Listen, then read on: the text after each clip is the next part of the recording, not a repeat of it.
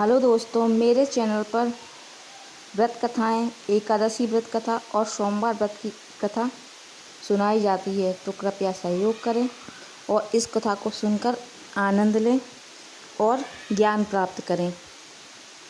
ओम नमः शिवाय। ओम नमः शिवाय। वीडियोस को भी जरूर देखिएगा। पौराणिक कथा के अनुसार प्राचीन समय की बात है। एक गांव में एक साहूकार रहा करता था।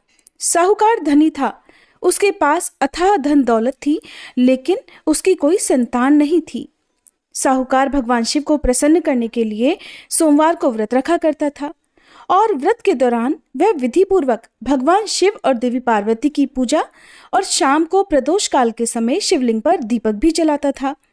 साहूकार की भक्ति और पूजा अर्चना को देखकर एक दिन माता पार्वती ने भगवान शिव से कहा कि हे प्रभु, ये साहूकार तो आपका परम भक्त है, हर सोमवार को विधि विधान से आपकी पूजा करता है।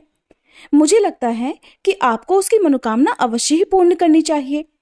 तब भगवान शिव ने देवी पार्वती की बात सुनकर कहा कि हे गौरी, ये संसार एक कर्म क्षेत्र है। जैसे एक किसान अपने खेत में बीज बोता है तो कुछ समय बाद उसे पेड़ मिलता है, ठीक उसी तरह इस संसार में आदमी जैसा भी कर्म करता है तो उसे उसका फल भी वैसा ही मिलता है। लेकिन माता पार्वती ने भोले भंडारी से दोबारा आग्रह किया और कहा, हे नाथ, फिर भी आप इसकी मनोकामना को पूर्ण कर दीजिए, क्योंकि ये आपका परम भक्त है। और अगर आप ही अपने भक्तों की इच्छा को पूर्ण नहीं करेंगे तो फिर भला भक्त आपकी पूजा आराधना क्यों करेंगे। माता पार्वती के इतना आग्रह करने पर भगवान शिव ने कहा, देवी, ये धनवान साहूकार है और इसका कोई भी पुत्र नहीं है, इसीलिए ये सदैव चिंतित रहता है। हालांकि इसके भाग्य में किसी संतान का योग नहीं है, परंतु आपके आग्रह करने पर मैं इसे पुत्र प्राप्ति का वरदान देता हूँ। लेकिन इसका पुत्र केवल 12 साल तक ही जीवित रहेगा, मैं इससे ज्यादा कुछ नहीं कर सकता हूँ। फिर एक रात भगवान शिव ने साहूकार को स्वप्न में दर्शन दिए और कहा कि उसे जल्द ही पुत्र की प्राप्ति होगी, लेकिन उसका पुत्र दीर्घायु नहीं बल्कि केवल 12 वर्ष तक ही जीवित रह पाएगा। ये बात सुनकर साहूकार न तो प्रसन्न हुआ और न ही ज्यादा दुखी हुआ। स्वप्न में सब कुछ जानने के बाद भी साहूकार ने पूजा अर्चना जारी रखी और कुछ दिनों बाद साहूकार की पत्नी गर्भवती हो गई और उसने एक सुंदर बालक को जन्म दिया। बालक के जन्म से घर पर हर्षोल्लास का माहौल था, लेकिन साहूकार खुश नहीं था, क्योंकि उसे पता था कि उसके बालक का जीवन केवल 12 वर्ष तक का ही है और उसने किसी को भी ये बात नहीं बताई थी। जब वह बालक 11 वर्ष का हुआ तो साहूकार की पत्नी ने बालक के विवाह की बात साहूकार से कही, लेकिन साहूकार ने इस बात से इनकार कर दिया और उसे शिक्षा के लिए काशी भेज दिया। साहूकार ने बालक के मामा को बुलाया और पैसे देकर उन्हें बालक के साथ काशी जाने का आदेश दिया। साहूकार ने मामा भांजे से कहा कि वह काशी जाते समय रास्ते में यज्ञ कराते हुए और ब्राह्मणों को भोजन कराते हुए जाएं। दोनों मामा भांजे ने ऐसा ही किया।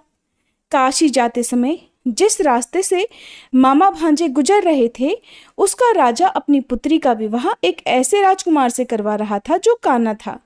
उधर दूल्हे का पिता इस बात से चिंतित था कि अगर दुल्हन पक्ष को पता चल गया तो राजकुमारी विवाह के लिए मना कर देगी।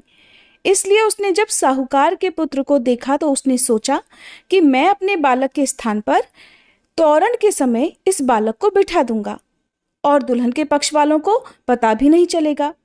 दूल्हे के पिता ने साहूकार के पुत्र को इस बात के लिए तैयार किया और वह बालक तैयार हो गया।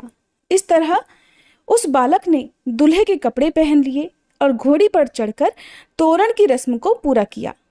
तोरण के बाद जब फेरों की बारी आई तो दूल्हे के पिता ने फिर साहूकार के पुत्र से अनुरोध किया कि वह दुल्हन के साथ फेरे भी ले ले, ताकि विवाह संपन्न हो सके और ये बात छुपी रहे। मामा राजी हो गए और विवाह समारोह भी संपन्न हो गया। विवाह संपन्न होने के बाद मामा भांजा काशी के लिए प्रस्थान कर गए, परंतु साहूकार के पुत्र ने दुल्हन के कपड़ों पर लिख दिया कि तुम्हारा विवाह तो मुझसे हुआ है, लेकिन तुम जिसके साथ विदा किए जाओगी वह एक आंख वाला आदमी है और मैं काशी शिक्षा ग्रहण करने जा रहा हूँ।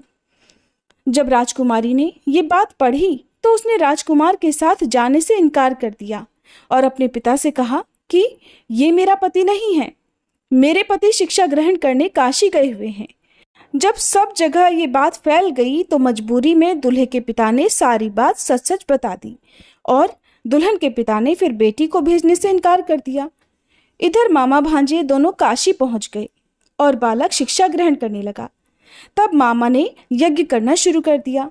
जब साहूकार का पुत्र 12 वर्ष का हुआ तब एक दिन उसने अपने मामा से कहा कि उसकी तबीयत ठीक नहीं है और वह सोने के लिए अंदर जा रहा है। साहूकार का पुत्र अंदर सोने के लिए कमरे में गया तो उसकी मृत्यु हो गई। थोड़ी देर के बाद जब मामा अंदर पहुंचे तो उन्होंने बालक को मृत अवस्था में देखा और बहुत दुखी हुए, परंतु वह रो नहीं सकते थे वरना उनका यज्ञ अधूरा रह जाता। इसलिए मामा वापस आकर यज्ञ करने लगे और यज्ञ पूरा करने के बाद और ब्राह्मणों को भोजन कराने के बाद मामा अपने मृत भांजे को देखकर विलाप करने लगे। ठीक उसी समय उसी मार्ग से भगवान शिव और देवी पार्वती जी जा रहे थे। माता पार्वती ने किसी के रोने की करुण आवाज सुनी तो भगवान शिव से कहने लगी कि हे प्रभु, कोई मनुष्य रो रहा है, चलिए उसके दुख को दूर करते हैं। तब भगवान शिव और देवी पार्वती मामा के पास गए और उन्होंने जब मृत बालक को देखा तो हैरान रह गए, क्योंकि वह भगवान शिव के आशीर्वाद से जन्मा साहूकार का पुत्र था। माता पार्वती ने कहा, हे नाथ, ये तो साहूकार का पुत्र है जिसे आपने केवल 12 वर्ष तक ही जीवन जीने का वरदान दिया था, इसलिए आज 12 वर्ष की आयु पूरी होने पर वह मृत्युलोक को चला गया।